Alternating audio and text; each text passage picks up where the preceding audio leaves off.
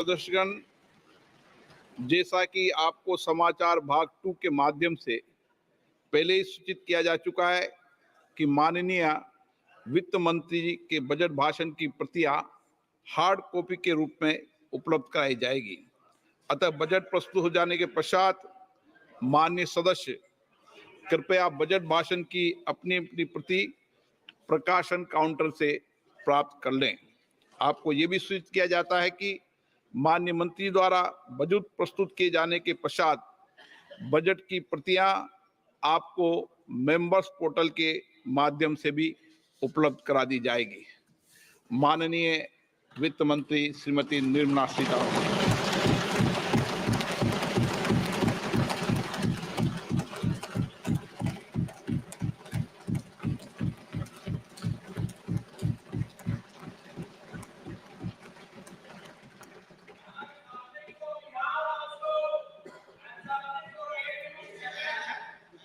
Honorable Speaker, I present the budget for 24-25. Introduction. The people of India have reposed their faith in the government led by Honorable Prime Minister Shri Narendra Modi and re-elected it for a historic third term under his leadership.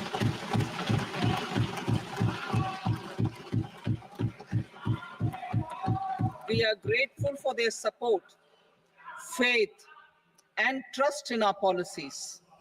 We are determined to ensure that all Indians, regardless of religion, caste, gender, and age, make substantial progress in realizing their life goals and aspirations.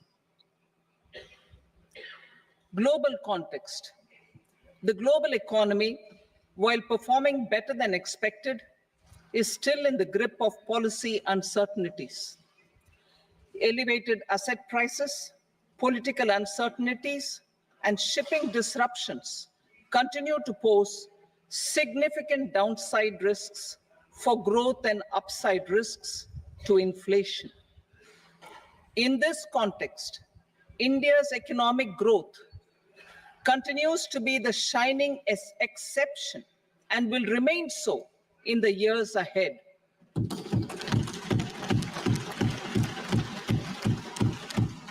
India's inflation continues to be low, stable, and moving towards the 4% target. Core inflation, that is non-food and non-fuel, currently is 3.1%. Steps are being taken to ensure supplies of perishable goods reach markets adequately. Interim budget. As mentioned in the interim budget, we need to focus on 4 major castes, namely the Garib, Mahilaye, Yuva, and Annadata, the poor, women, youth, and the farmer. For Annadata, we announced higher minimum support prices a month ago for all major crops, delivering on the promise of at least a 50% margin over costs. Pradhan Mantri Garib Kalyan Anna Yojana was extended for 5 years, benefiting more than 80 crore people. Administrative actions for approval and implementation of various schemes announced in the interim budget are well underway. The required allocations have been made. Budget theme. Turning attention to the full year and beyond in this budget, we particularly focus on employment, skilling, MSMEs, and the middle class. I'm happy to announce the Prime Minister's package of 5 schemes and initiatives to facilitate employment, skilling, and other opportunities for 4.1 crore youth over a 5-year period, with a central outlay of 2 lakh crore rupees. I will speak about them shortly. while more details may be seen in the annexure. This year, I've made a provision of 1.48 lakh rupees, 1.48 lakh crore rupees for education, employment, and skilling. Budget priorities. The people have given a unique opportunity to our government to take the country on the path of strong development and an all-round prosperity. In the interim budget, we promise to present a detailed roadmap for our pursuit of Vikasit Bharat. In line with the strategy set out in the interim budget, this budget envisages sustained efforts on the following 9 priorities for generating ample opportunities for all. Number 1, productivity and resilience in agriculture. Number 2, employment and skilling. Number 3, inclusive human resource development and social justice. 4, manufacturing and services. 5, urban development. 6, energy security. 7, infrastructure. 8, innovation, research and development. And 9, next generation reforms. Subsequent budgets will build on these and add more priorities and actions. A more detailed formulation will be carried out as part of the economic policy framework about which I will speak later in this speech.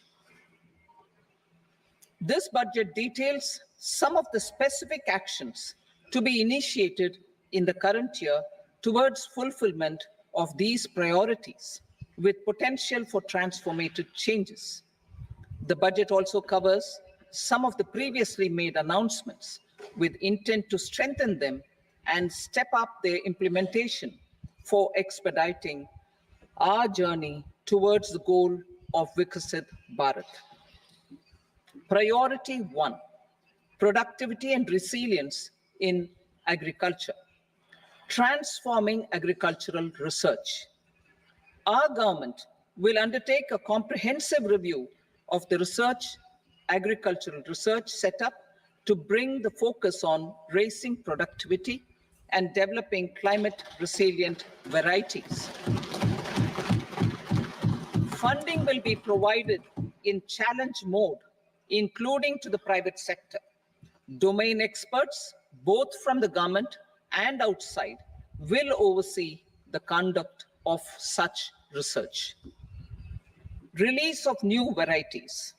New 109 high-yielding and climate-resilient varieties of 32 field and horticultural crops will be released for cultivation by farmers. Natural farming. In the next 2 years, 1 crore farmers across the country will be initiated into natural farming, supported by certification and branding. Implementation will be through scientific institutions and willing gram panchayats. 10,000 need-based bio-input resource centers will be established. Missions for pulses and oil seeds. For achieving self-sufficiency in pulses and oil seeds, we will strengthen their production, storage, and marketing. As announced in the interim budget, a strategy is being put in place to achieve Atmanirbharta for oil seeds such as mustard, groundnut, sesame, soybean, and sunflower. Vegetable production and supply chains. Large-scale clusters for vegetable production will be developed closer to major consumption centers.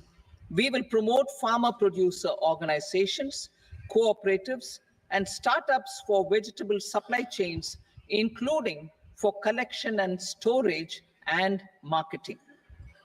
Digital public infrastructure for agriculture. Buoyed by the success of the pilot project, our government, in partnership with the states, will facilitate the implementation of the digital public infrastructure in agriculture for coverage of farmers and their lands in 3 years. During this year, digital crop survey for Kharif using the DPI will be taken up in 400 districts. The details of 6 crore farmers and their lands will be brought into the farmer and land registries. Further, the issuance of Jan Samarth based Kisan credit cards will be enabled in 5 states. Shrimp production and export. Financial support for setting up a network of nucleus breeding centers for shrimp brood stocks will be provided. Financing for shrimp farming, processing, and export will be facilitated through NABARD. National cooperation policy. Our government will bring out a national cooperation policy for systematic, orderly, and all-round development of the cooperative sector, fast-tracking growth of rural economy and generation of employment opportunities on a large scale will be the policy goal. This year, I have made a provision of 1.52 lakh crore rupees for agriculture and allied sectors.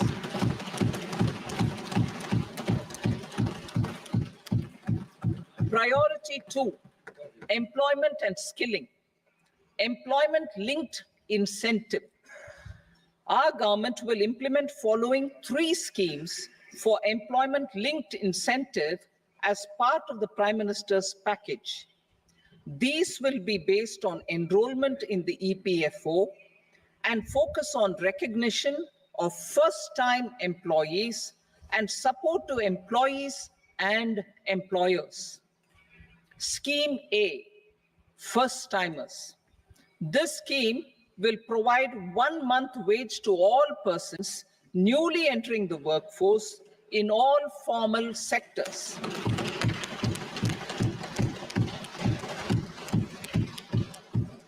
Direct benefit transfer of 1 month's salary in 3 installments to first-time employees as registered in the EPFO will be up to 15,000 rupees. The eligibility limit will be a salary of 1 lakh per month. The scheme is expected to benefit 210 lakh youths.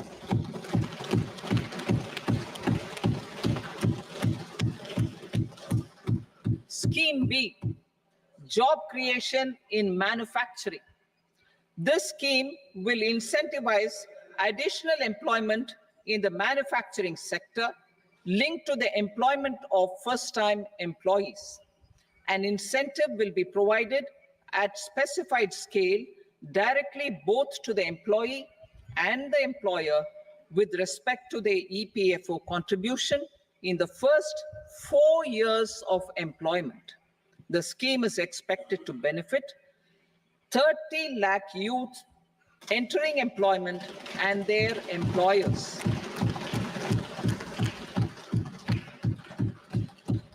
Scheme C, support to employers. This employer-focused scheme will cover additional employment in all sectors. All additional employment within a salary of 1 lakh rupee per month will be counted.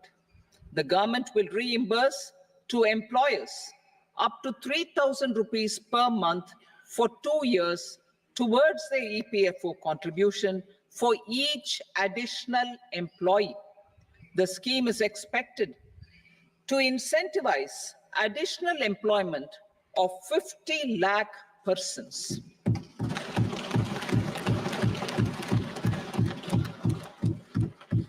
Participation of women in the workforce. We will facilitate higher participation of women in the workforce through setting up of working women hostels in collaboration with industry and establishing creches. In addition, the partnership will seek to organize women-specific skilling programs, and promotion of market access for women SHG enterprises. Skilling program. I'm happy to announce a new centrally sponsored scheme as the fourth scheme under the Prime Minister's package for skilling in collaboration with state governments and industry. 20 lakh youth will be skilled over a 5-year period.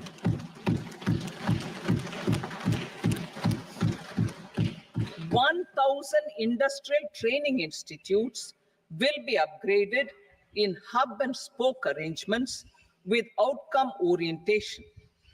Course content and design will be aligned to the skill needs of industry, and new courses will be introduced for emerging needs.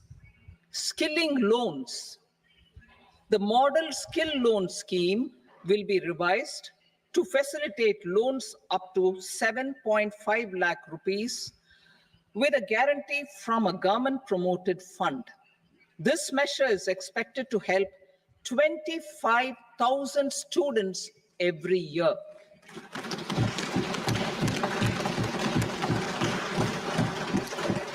Education loans.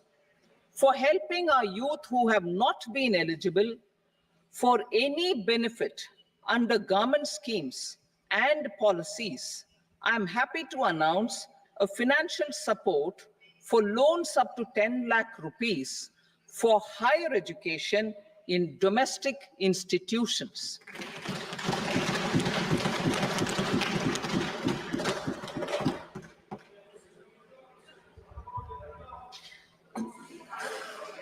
E-vouchers for this purpose.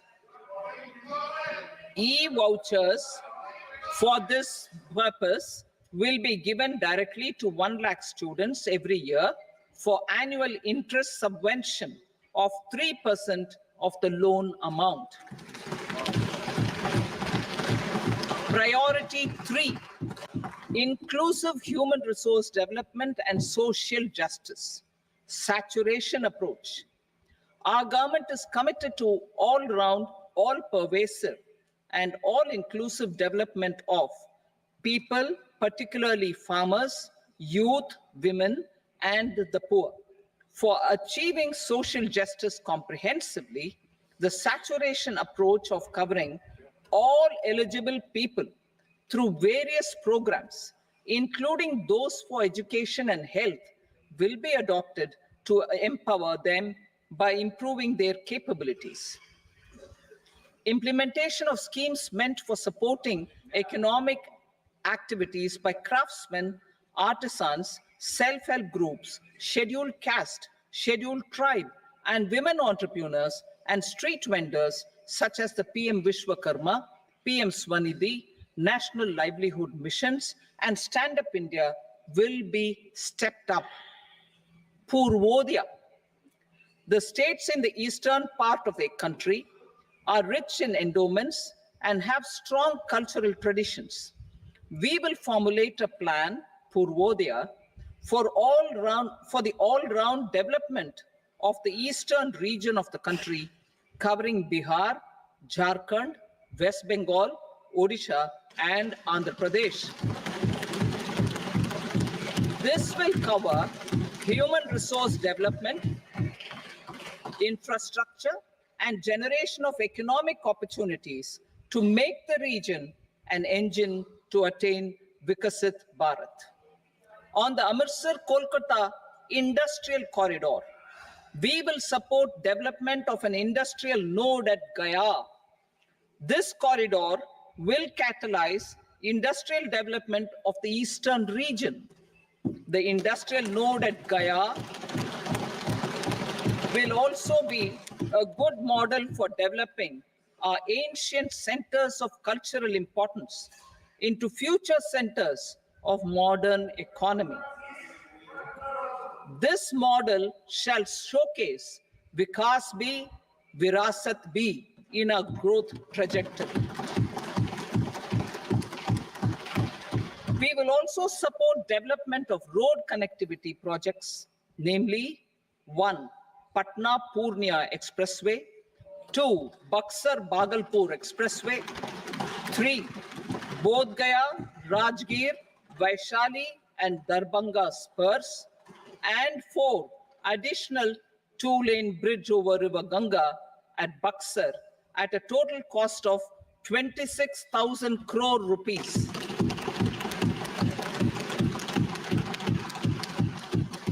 Power projects, including setting up of a new 2,400 megawatt power plant at Pir Painti, will be taken up at a cost of 21,400 crore rupees. New airports, medical colleges, and sports infrastructure in Bihar will be constructed. An additional allocation to support capital investments will be provided. The requests of Bihar government for external assistance from multilateral development banks will be expedited.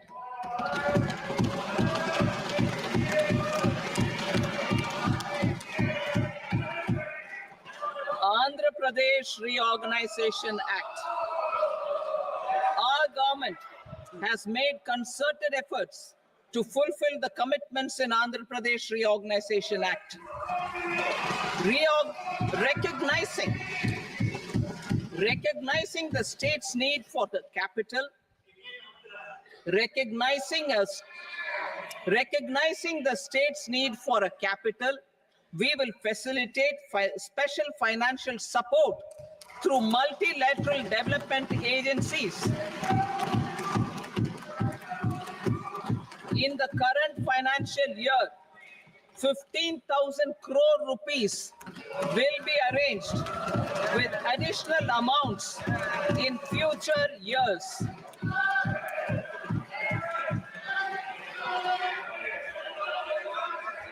Our government is fully committed to financing and early completion of the Polavaram irrigation project, which is the lifeline for Andhra Pradesh and its farmers. This will facilitate our country's food security as well. Under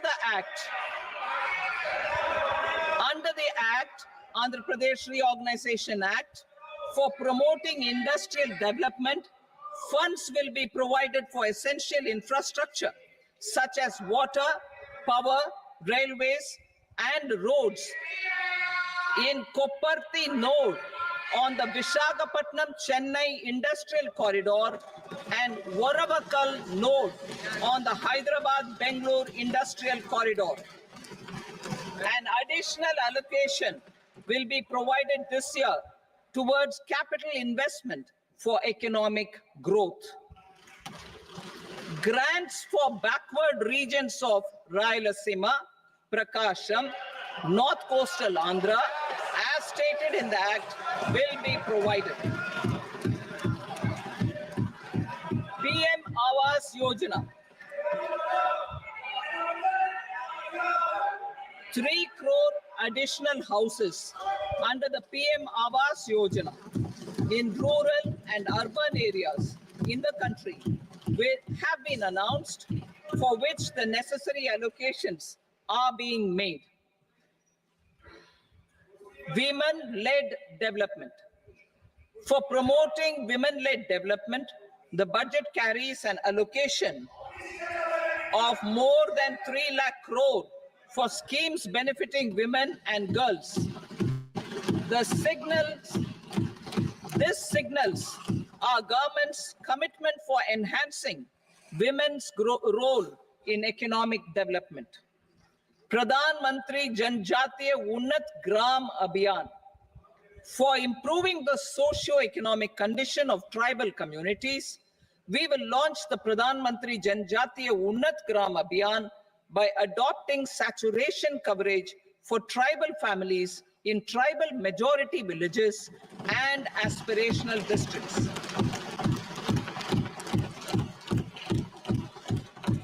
This will cover 63,000 villages, benefiting 5 crore tribal people. Bank branches in northeastern region. More than 100 branches of India Post Payment Bank will be set up in the northeast region to expand the banking services. This year, I have made a provision of 2.66 lakh crore rupees for rural development, including rural infrastructure. Priority 4, manufacturing and services, support for promotion of MSMEs. This budget provides special attention to MSMEs and manufacturing, particularly labor-intensive manufacturing. We have formulated a package covering financing, regulatory changes, and technology support for MSMEs to help them grow and also compete globally, as mentioned in the interim budget. I am happy to announce the following specific measures. Credit guarantee scheme for MSMEs in the manufacturing sector. For facilitating term loans to MSMEs for purchase of machinery and equipment without collateral or third-party guarantee, a credit guarantee scheme will be introduced. The scheme will operate on pooling of credit risks of such MSMEs. A separately constituted self-financing guarantee fund will provide to each applicant guarantee cover up to 100 crore rupees, while the loan amount may be larger. The borrower will have to provide an upfront guarantee fee and an annual guarantee fee on the reducing loan balance. New assessment model for MSME credit. Public sector banks will build their own in-house capability to assess MSMEs for credit instead of relying on external assessment. They will also take a lead in developing or getting developed a new credit assessment model based on the scoring of digital footprints of the MSMEs in the economy. This is expected to be a significant improvement over the traditional assessment of credit eligibility based only on asset or turnover criteria. That will also cover MSMEs without a formal accounting system. Credit support to MSMEs during stress period. I'm happy to announce a new mechanism for facilitating continuation of bank credit to MSMEs during their stress period while being in special mention account, SMA account, SMA stage. For reasons beyond their control, MSMEs need credit to continue their business and to avoid getting into the NPA stage. Credit availability will be supported through a guarantee from a government-promoted fund. Mudra loans. The limit of Mudra loans will be enhanced to 20 lakh from the current 10 lakh for those entrepreneurs who have availed and successfully repaid previous loans under the Tarun category. Enhanced scope for mandatory onboarding in TREDS. For facilitating MSMEs to unlock their working capital by converting their trade receivables into cash, I propose to reduce the turnover threshold of buyers for mandatory onboarding on the TREDS platform from rupees 500 crore to 250 crore rupees. This measure will bring 22 more CPSCs and 7,000 more companies onto the platform. Medium enterprises will also be included in the scope of the suppliers. SIDBI branches in MSME clusters. SIDBI will open new branches to expand its reach to serve all major MSME clusters within 3 years and provide direct credit to them. With the opening of 24 such branches this year, the service coverage will expand to 168 out of 242 major clusters. MSME units for food irradiation, quality and safety testing. Financial support for setting up of 50 multi-product food irradiation units in the MSME sector will be provided. Setting up of 100 food quality and safety testing labs with NABL accreditation will be facilitated. E-commerce export hubs to enable MSMEs and traditional artisans to sell their products in international markets. E-commerce export hubs will be set up in public-private partnership mode. These hubs, under a seamless regulatory and logistic framework, will facilitate trade and export-related services under one roof. Measures for promotion of manufacturing and services. Internship in top companies. As the fifth scheme under Prime Minister's package, our government will launch a comprehensive scheme for providing internship opportunities in 500 top companies to 1 crore youth in 5 years.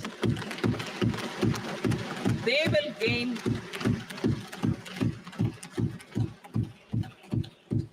will gain exposure for 12 months to real-life business environment, varied professions, and employment opportunities.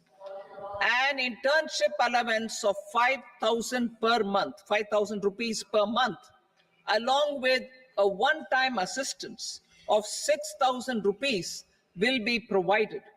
Companies will be expected to bear the training cost and 10% of their internship cost from their CSR funds. Industrial parks. Our government will facilitate development of investment-ready, plug-and-play industrial parks with complete infrastructure in or near 100 cities in partnership with the states and private sector by better using town planning schemes. 12 industrial parks under the National Industrial Corridor Development Program also will be sanctioned.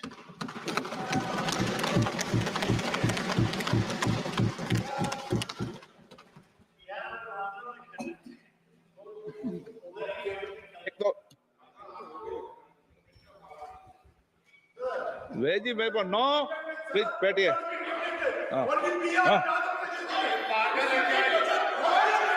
Rental housing with dormitory type accommodation for industrial workers will be, just 1 minute. Rental housing, I repeat, rental housing with dormitory type accommodation for industrial workers will be facilitated in PPP mode with VGF support and commitment from anchor industries. Shipping industry, ownership, leasing, and flagging reforms will be implemented to improve the share of Indian shipping industry and generate more employment. Critical mineral mission. We will set up a critical mineral mission for domestic production, recycling of critical minerals, and overseas acquisition of critical mineral assets. Its mandate will include technology development, skilled workforce, extended producer responsibility framework, and a suitable financing mechanism. Offshore mining of minerals. Our government will launch the auction of the first tranche of offshore blocks for mining, building on the exploration already carried out. Digital public infrastructure applications. Turning to the services sector, I propose development of DPI applications at population scale for productivity gains, business opportunities, and innovation by the private sector. These are planned in the areas of credit, e-commerce, education, health, law and justice, logistics, MSME service delivery, and urban governance. Integrated technology platform for IBC ecosystem. An integrated technology platform will be set up for improving the outcomes under the Insolvency Bankruptcy Code for achieving consistency, transparency, timely processing, and better oversight for all stakeholders. Voluntary closure of LLPs.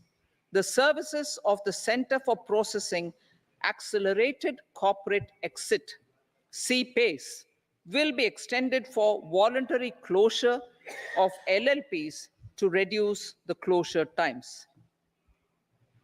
National Company Law Tribunals. The IBC has resolved more than 1,000 companies, resulting in direct recovery of 3.3 lakh crore to creditors. 3.3 lakh crore rupees to creditors.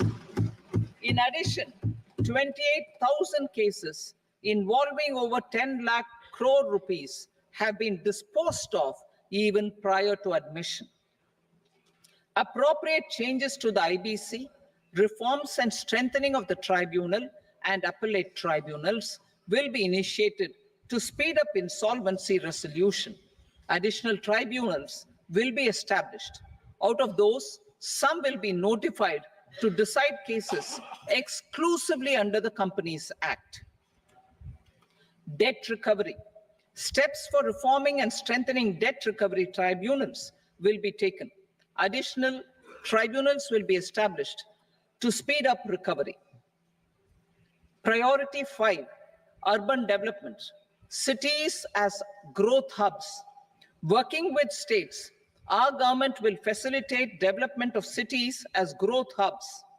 This will be achieved through economic and transit planning and orderly development of peri-urban areas utilizing town planning schemes. Creative redevelopment of cities. For creative brownfield redevelopment of existing cities with a transformative impact, our government will formulate a framework for enabling policies, market-based mechanisms, and regulation. Transit-oriented development.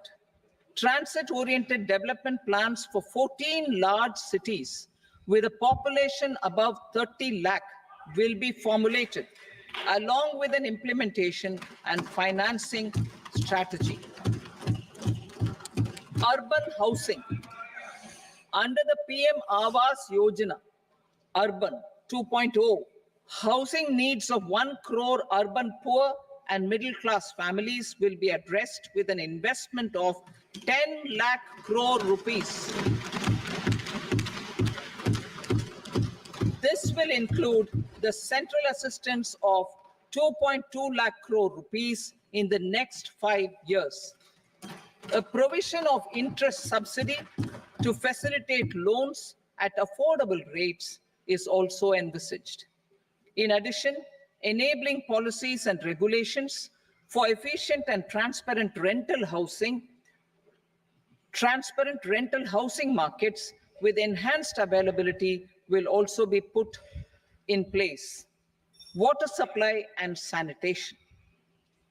In partnership with state governments and multilateral development banks, we will promote water supply, sewage treatments, and solid waste management projects and services for 100 large cities through bankable projects. These projects will also envisage use of treated water for irrigation and filling up of tanks in nearby areas.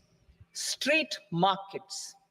Building on the success of PM Swanidhi scheme in transforming the lives of street vendors, our government envisions a scheme to support each year over the next 5 years the development of 100 weekly hearts or street food hubs in select cities.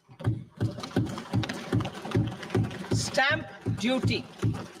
We will encourage states which continue to charge high stamp duty to moderate the rates for all and also consider further lowering duties for properties purchased by women.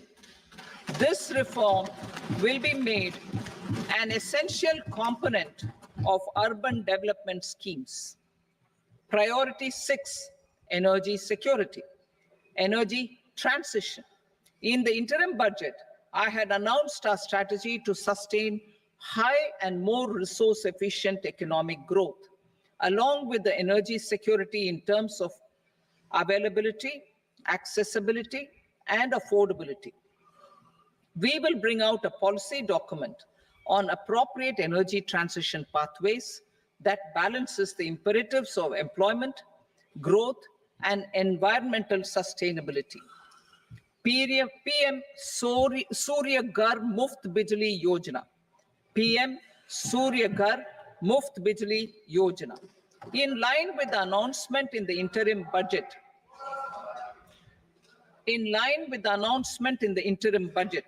PM Surya Ghar Muft Bijli Yojana has been launched to install rooftop solar plants to enable 1 crore households obtain free electricity up to 300 units every month.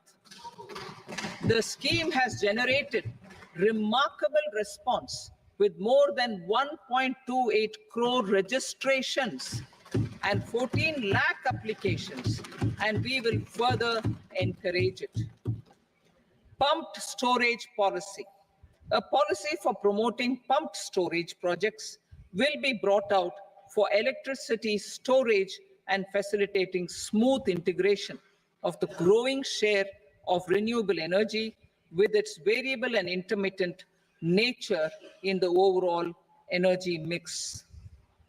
Research and development of small and modular nuclear reactors. Nuclear energy is expected to form a very significant part of the energy mix for Viksit Bharat.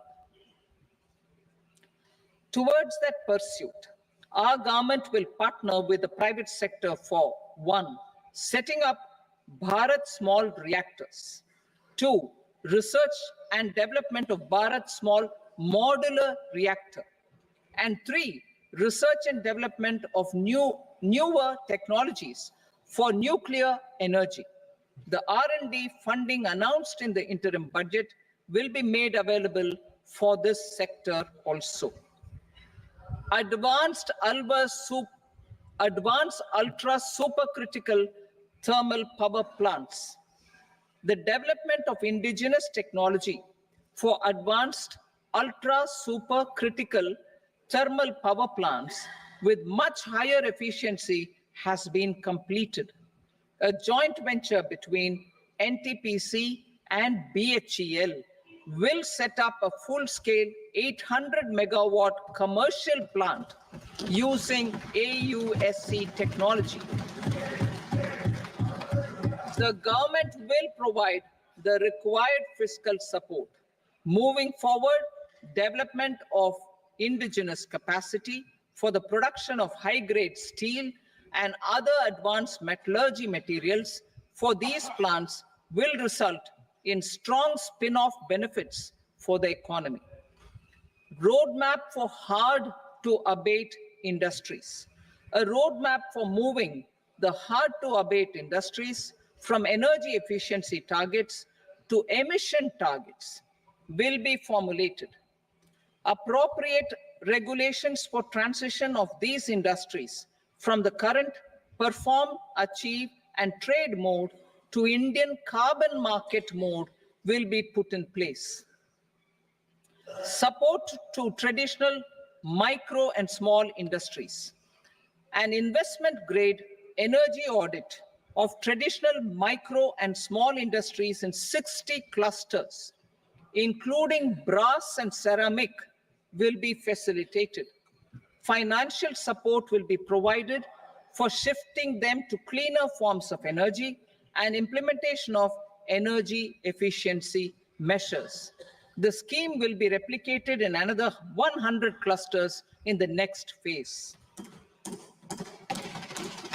Priority 7, infrastructure investment by central government.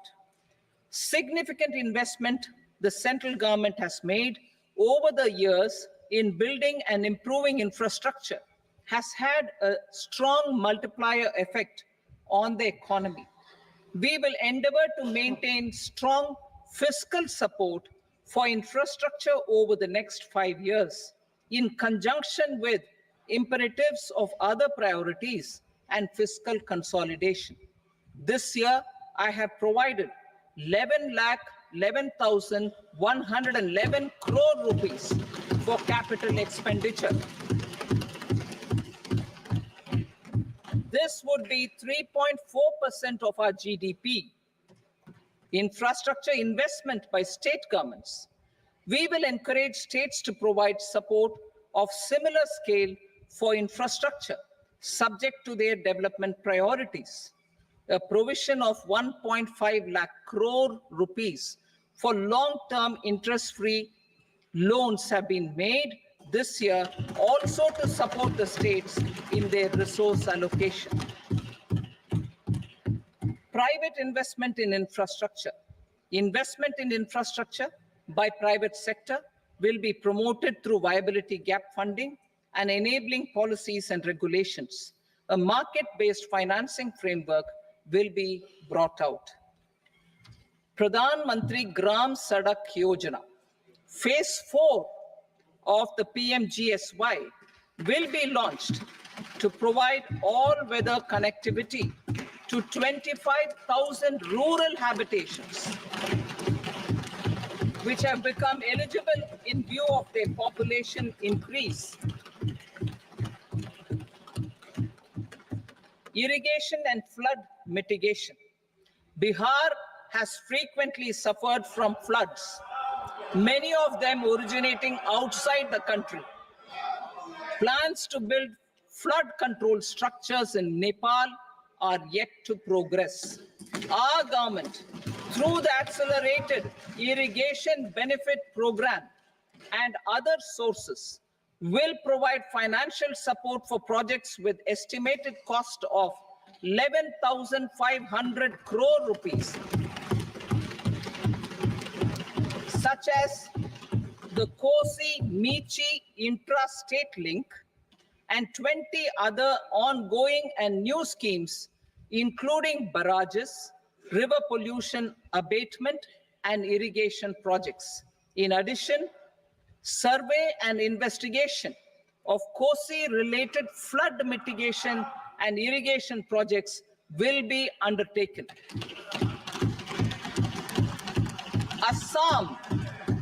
Assam grapples with floods every year by the Brahmaputra River and its tributaries originating outside India. We will provide assistance to Assam for flood management and related projects.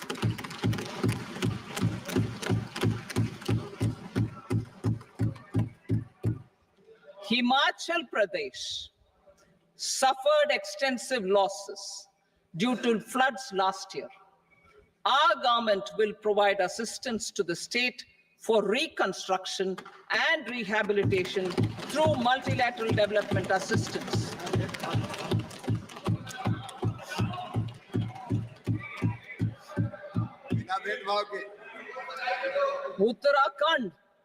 Uttarakhand too suffered losses due to cloudbursts and massive landslides.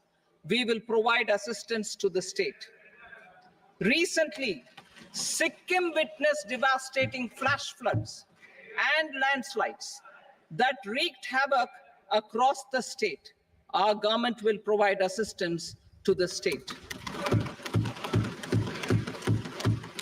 Tourism. Tourism has always been a part of our civilization. Our efforts in positioning India as a global tourist destination will also create jobs, stimulate investments, and unlock economic opportunities for other sectors. In addition to the measures outlined in the interim budget, I propose the following measures. Vishnupad Temple at Gaya and Mahabodhi temple at Bodh Gaya in Bihar are of immense spiritual significance.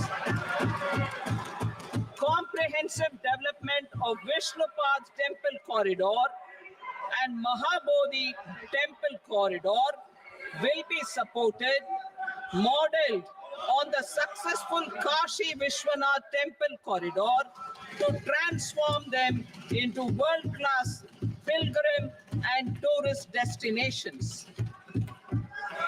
Rajgir holds immense religious significance for Hindus, Buddhists, and Jains.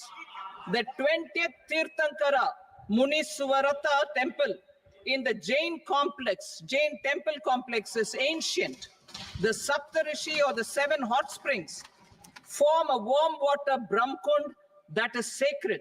A comprehensive development initiative for Rajgir will be undertaken. Our government will support the development of Nalanda as a tourist center, besides reviving Nalanda University to its glorious stature. Odisha's scenic beauty, temples, monuments, craftsmanship, wildlife sanctuaries, natural landscapes, and pristine beaches make it an ultimate tourism destination. Our government will provide assistance for their development to Odisha as well. Priority 8, innovation, research, and development. We will operationalize the Anusandhan National Research Fund for basic research and prototype development. Further, we will set up a mechanism for spurring private sector-driven research and innovation at commercial scale, with a financing pool of 1 lakh crore rupees in line with the announcement in the interim budget. Space economy, with our continued emphasis on expanding the space economy by 5 times in the next 10 years, a venture capital fund of 1,000 crore rupees will be set up. Priority 9, next generation reforms. Economic policy framework. We will formulate an economic policy framework to delineate the overarching approach to economic development and set the scope of the next generation of reforms for facilitating employment opportunities and sustaining high growth. Our government will initiate and incentivize reforms for 1, improving productivity of factors of production, and 2, facilitating markets and sectors to become more efficient. These reforms will cover all factors of production, namely land, labor, capital, and entrepreneurship, and technology as an enabler of improving total factor productivity and bridging inequality. Effective implementation of several of these reforms requires collaboration between the center and the states, and building consensus as development of the country lies in development of the states. For promoting competitive federalism and incentivizing states for faster implementation of reforms, I propose to earmark a significant part of the 50-year interest-free loan. Working with the states, we will initiate the following reforms.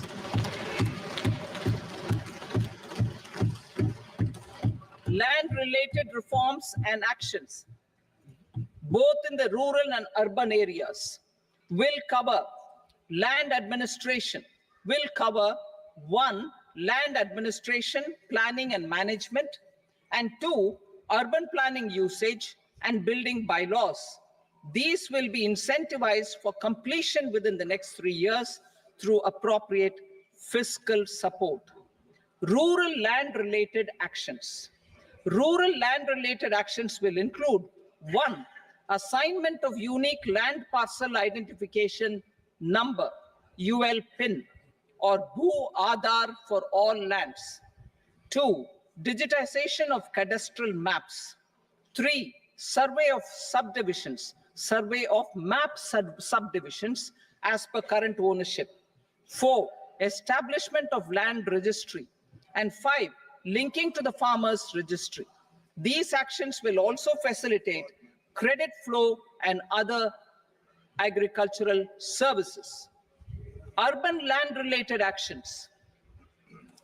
Land records in urban areas will be digitized with GIS mapping. An IT-based system for property record administration, updating, and tax administration will be established. These will also facilitate improving the financial position of urban local bodies. Labor-related reforms. Services to labor. Our government will facilitate the provision of a wide array of services to labor, including those for employment and skilling. A comprehensive integration of e-Shram portal with other portals will facilitate such one-stop solution. Open architecture databases for the rapidly changing labor market, skill requirements, and available job roles, and a mechanism to connect job aspirants with potential employers and skill providers will be covered in these services. Shram Suvidha and Samadhan portal. Shram Suvidha and Samadhan portal will be revamped to enhance ease of compliance for industry and trade. Capital and entrepreneurship related reforms, financial sector vision and strategy. For meeting financing needs of the economy, our government will bring out a financial sector vision and strategy document to prepare the sector in terms of size, capacity, and skills. This will set the agenda for the next 5 years and guide the work of the government, regulators, financial institutions, and market participants. Taxonomy for climate finance. We will develop taxonomy for climate finance for enhancing the availability of capital for climate adaptation and mitigation. This will support achievement of the country's climate commitments and green transition. Variable capital company structure. We will seek the required legislative approval for providing an efficient and flexible mode for financing leasing of aircrafts and ships and pooled funds of private equity through a variable company structure. Foreign direct investments and overseas investment. The rules and regulations for foreign direct investment and overseas investments will be simplified to 1. Facilitate foreign direct investments, 2. Nudge prioritization, and 3. Promote opportunities for using Indian rupee as a currency for overseas investment. NPS Vatsalya. NPS Vatsalya, a plan for contribution by parents and guardians for minors, will be started. On attaining the age of majority, the plan can be converted seamlessly into a normal NPS account. Use of technology. We have successfully used technology for improving productivity and bridging inequality in our economy during the past 10 years. Public investment in digital infrastructure and innovations by the private sector have helped in improving access of all citizens, particularly the common people, to market resources, education, health, and services. We will step up adoption of technology towards digitalization of the economy. Ease of doing business. For enhancing ease of doing business, we are already working on the Jan Vishwas Bill 2.0. Further, states will be incentivized for implementation of the business reforms, action plans, and digitalization. Data and statistics.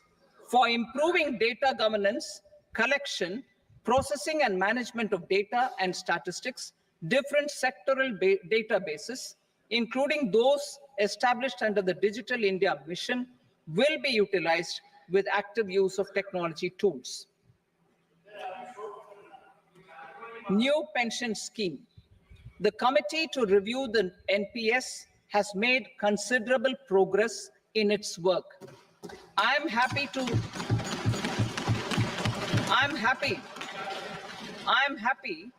that the staff side of the National Council of the Joint Consultative Machinery for Central Government Employees has taken a constructive approach. A solution will be evolved which addresses the relevant issues while maintaining fiscal prudence to protect the common citizens. Budget estimates for 24-25. For the year 24-25, total receipts other than borrowings and the total expenditure are estimated at 32.07 lakh crore rupees and 48.21 lakh crore rupees respectively. The net tax receipts are estimated at 25.83 lakh crore rupees. The fiscal deficit is estimated at 4.9% of the GDP. The gross and the net market borrowings through dated securities during 24-25 are estimated at 14.01 lakh crore rupees and 11.63 lakh crore rupees respectively. Both will be less than that in 23-24. The fiscal consolidation path announced by me in 2021 has served our economy very well, and we aim to reach the deficit below 4.5% next year. The government is committed to staying the course. From 2026-27 onwards, our endeavor will be to keep the fiscal deficit each year such that the central government's debt will be on a declining path as percentage of GDP. I will now move to Part B.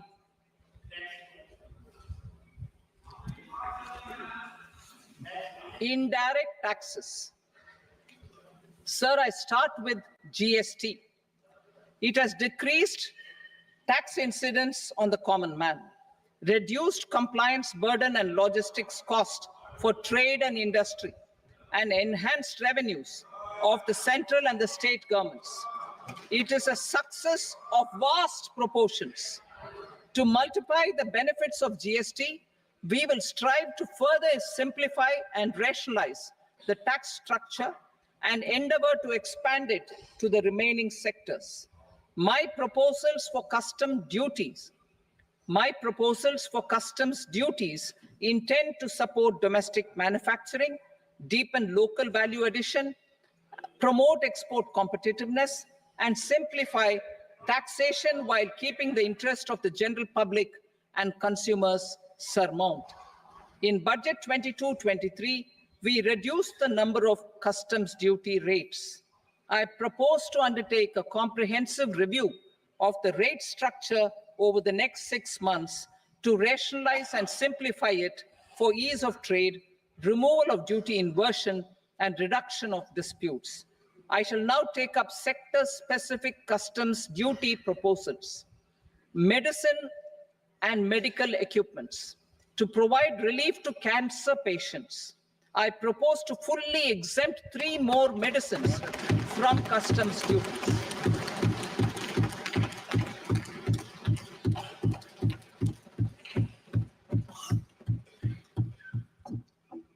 I also propose changes in the BCD on X-ray tubes and flat panel detectors for use in medical X-ray machines under the phased manufacturing program so as to synchronize them with the domestic capacity addition. Mobile phone and related parts.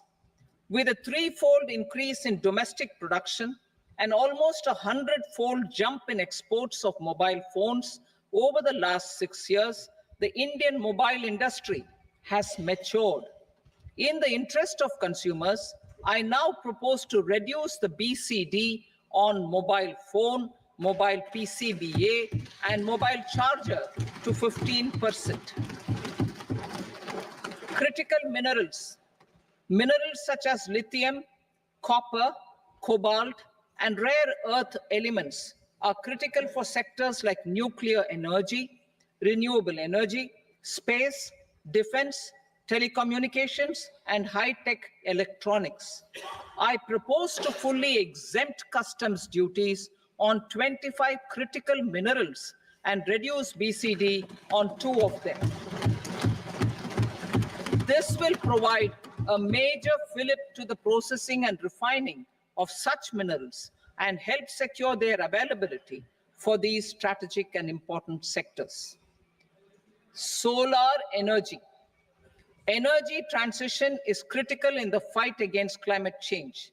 To support energy transition, I propose to expand the list of exempted capital goods for use in the manufacture of solar cells and panels in the country. Further, in view of sufficient domestic manufacturing capacity of solar gas, glass, and tinned copper interconnect, I propose not to extend the exemption of custom duties provided to them. Marine products. India's seafood exports in the last financial year touched an all-time high of more than 60,000 crores of rupees. Frozen shrimp accounted for about 2/3 of these exports. To enhance their competitiveness, I propose to reduce BCD on certain broodstock, polychaete worms, shrimp, and fish feed to 5%. I also propose to exempt customs duty on various inputs for manufacture of shrimp and fish feed. Leather and textile. Similarly, to enhance the competitiveness of exports in the leather and textile sectors, I propose to reduce BCD on real down-filling material from duck or goose. I am also making additions to the list of exempted goods for manufacture of leather and textile garments, footwear, and other leather articles for export. To rectify inversion in duty, I propose to reduce BCD subject to conditions on methylene diphenyl diisocyanate, MDI, for manufacture of spandex yarn from 7.5 to 5%. Furthermore, the export duty structure on raw hides, skin, and leather is proposed to be simplified and rationalized. Precious metals. To enhance domestic value addition in gold and precious metal jewelry in the country, I propose to reduce customs duties on gold and silver to 6% and that of platinum to 6.4%. Other metals, steel and copper are important raw materials. To reduce their cost of production, I propose to remove the BCD on ferronickel and blister copper. I am also continuing with nil BCD on ferrous scrap and nickel cathode and concessional BCD of 2.5% on copper scrap. Electronics. To increase value addition in the domestic electronics industry, I propose to remove the BCD subject to conditions on oxygen-free copper for manufacture of resistors. I also propose to exempt certain parts for manufacture of connectors. Chemicals and petrochemicals. To support existing and new capacities in the pipeline, I propose to increase the BCD on ammonium nitrate from 7.5% to 10%. Plastics. PVC flex banners are non-biodegradable and hazardous for environment and health. To curb their imports, I propose to raise the BCD on them from 10 to 25%. Telecommunication equipment. To incentivize domestic manufacturing, I propose to increase the BCD from 10 to 15% on PCBA of specified telecom equipment. Trade facilitation. To To promote domestic aviation and boat and ship MRO, I propose to extend the period for export of goods imported for repairs from 6 months to 1 year. I'll read that again. To promote domestic aviation and boat and ship maintenance, repair and operations, I propose to extend the period for export of goods imported for repairs from 6 months to 1 year. In the same vein, I propose to extend the time limit for re-import of goods for repairs under warranty from 3 to 5 years. I now move to direct taxes. We will continue our efforts to simplify taxes, improve taxpayer services, provide tax certainty, and reduce litigation while enhancing revenues for funding the development and welfare schemes of the government. It has been our endeavor to simplify taxation. We have taken a number of measures in the last few years, including introduction of simplified tax regimes without exemptions and deductions for corporate tax and for personal income tax. This has been appreciated by taxpayers. 58% of corporate tax came from the simplified tax regime in the financial year 22-23. Similarly, as per data available till now, for the last fiscal, more than 2/3 have availed the new personal income tax regime. Comprehensive review of the Income Tax Act. I am now announcing a comprehensive review of the Income Tax Act 1961. The purpose is to make the act concise, lucid, easy to read and understand. This will reduce disputes and litigation, thereby providing tax certainty to the taxpayers. I will also bring down the demand embroiled in litigation. It is proposed to be completed in 6 months. A beginning is being made in the finance bill by simplifying the tax regime for charities, TDS rate structures, provisions of reassessment and such provisions, and capital gains taxation. Simplification for charities and TDS. Two tax exemption regimes. The two tax exemption regimes for charities are proposed to be merged into one. The 5% TDS rate on many payments is being merged into the 2% TDS rate, and the 20% TDS rate on repurchase of units by mutual funds or UTI is being withdrawn. TDS rate on e-commerce operators is proposed to be reduced from 1 to 0.1%. Moreover, credit of TCS is proposed to be given in the TDS to be deducted on salary. Further, I propose to decriminalize delay for payment of TDS up to the due date of filing statement for the same. I also plan to provide a standard operating procedure for TDS defaults and simplify and rationalize the compounding guidelines for such defaults. Simplification of reassessment. I propose to thoroughly simplify the provisions for reopening and reassessment. An assessment hereinafter can be reopened beyond 3 years from the end of the assessment year only if the escaped income is 50 lakh rupees or more, up to a maximum period of 5 years from the end of the assessment year. Even in such cases, a time limit of 6 years before the year of the search, as against the existing time limit of 10 years, is being proposed. This will reduce tax uncertainty and disputes.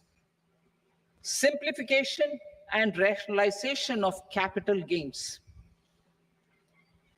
Capital gains taxation is also proposed to be hugely simplified.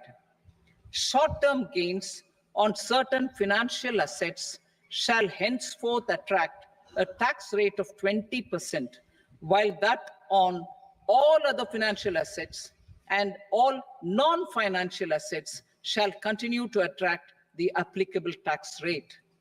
Long-term gains on all financial and non-financial assets, on the other hand, will attract a tax rate of 12.5%.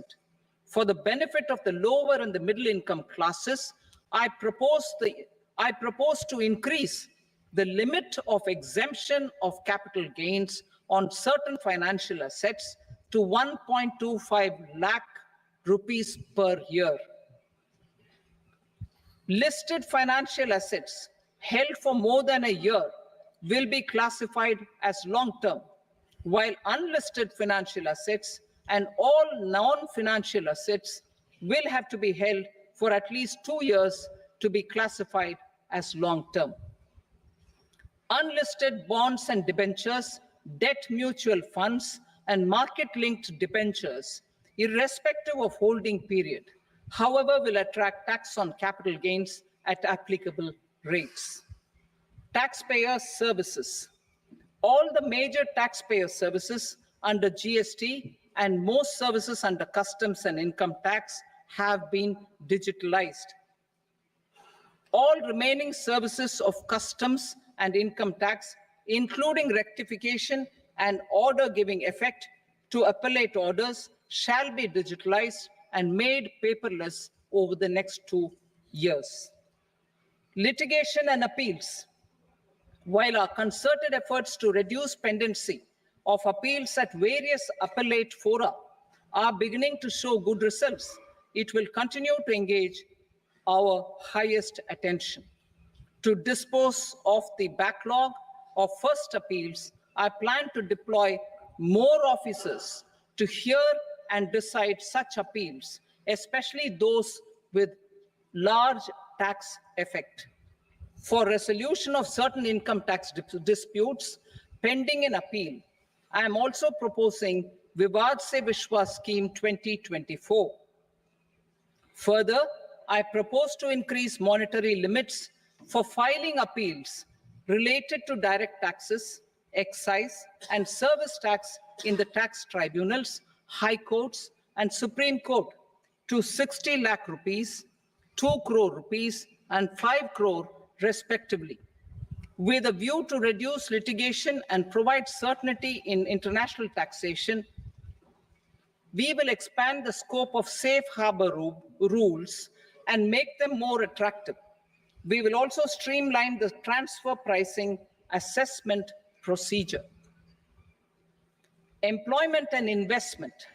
I have a few proposals to promote investment and foster employment. First of all, to bolster the Indian startup ecosystem, boost the entrepreneurial spirit, and to support innovation, I propose to abolish the so-called angel tax for all classes of investors. Second, there is tremendous potential for cruise tourism in India. To give a fillip to this employment-generating industry, I am proposing a simpler tax regime for foreign shipping companies operating domestic cruises in the country. Third, India is a world leader in the diamond cutting and polishing industry, which employs a large number of skilled workers. To further promote the development of this sector, we would provide for safe harbor rates for foreign mining companies selling raw diamonds in the country. Fourth, to attract foreign capital for our development needs, I propose to reduce the corporate tax rate on foreign companies from 40 to 35%. Deepening the tax base. I have a couple of proposals for deepening the tax base. First, security transaction tax on futures and options of securities is proposed to be increased to 0.02% and 0.1% respectively.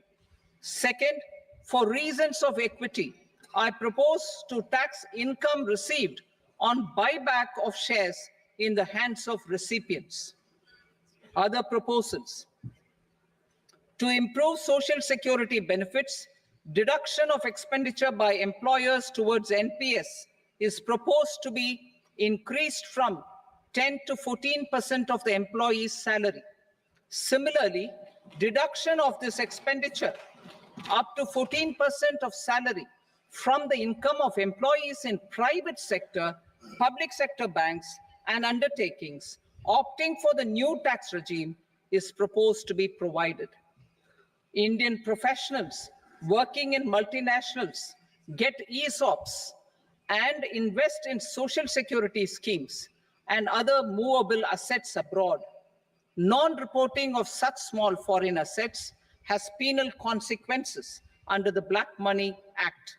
Such non-reporting of movable assets up to 20 lakh rupees is proposed to be depenalized. Other major proposals in the finance bill relate to withdrawal of equalization levy of 2%, expansion of tax benefits to certain funds and entities in IFSCs, and immunity from penalty and prosecution to Benamidar on full and true disclosure so as to improve conviction under the Benami Transaction Prohibition Act 1988. Personal income tax.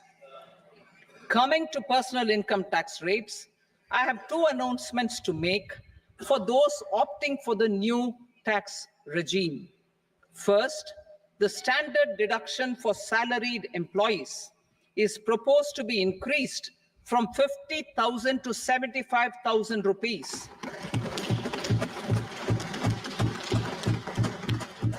Similarly, deduction on family pension for pensioners is proposed to be enhanced from 15,000 to 25,000 rupees. This will provide relief to about 4 crore salaried individuals and pensioners.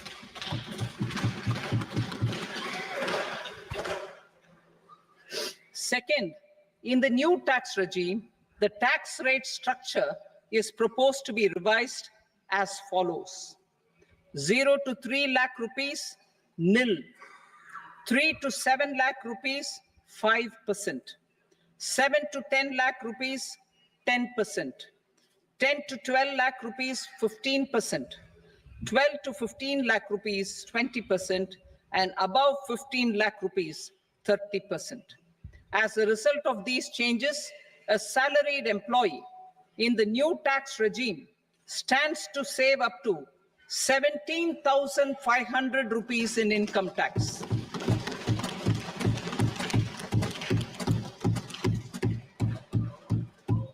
Apart from these, I am also making some other changes as given in the annexure. As a result of these proposals, revenue of about 37,000 crore, that is 29,000 crore in direct taxes and 8,000 crore in indirect taxes, will be foregone, while revenue of about 30,000 crore rupees will be additionally mobilized. Thus, the total revenue foregone is about 7,000 crores annually. Mr. Speaker, sir, with this, I commend the budget to this august House. Jai Hind.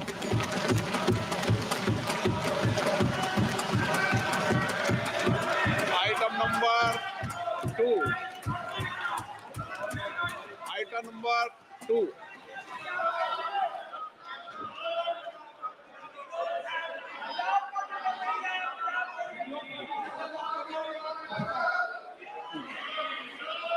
Sir, with your permission, I rise to lay on the table the following statements under Section 3 of the Fiscal Responsibility and Budget Management, FRBM Act 2003, Medium-Term Fiscal Policy cum Fiscal Policy Strategy Statement, and Macroeconomic Framework Statement. Item number 3. Sir, with your permission, I rise to move for leave to introduce the Finance Number 2 Bill 2024. प्रश्न ये कि विधेयक को पुनर्स्थापित करने की अनुमति प्रदान की जाए। जो सदस्य इसके पक्ष में हाँ कहें, जो सदस्य विरोध में ना कहें।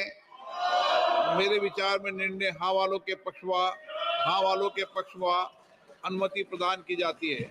माननीय मंत्री जी, अब विधेयक पुनर्स्थापित करें। Sir, I introduce the bill. Item number 4, The Union Territory of Jammu and Kashmir budget. Sir, I rise to present a statement, Hindi and English versions, of the estimated receipts and expenditure of the Union Territory of Jammu and Kashmir for the year 24-25. सभा की कार्रवाई कल बुधवार दिनांक 24 जुलाई 2024 को प्राप्त 11 बजे तक के लिए स्थगित की जाती है।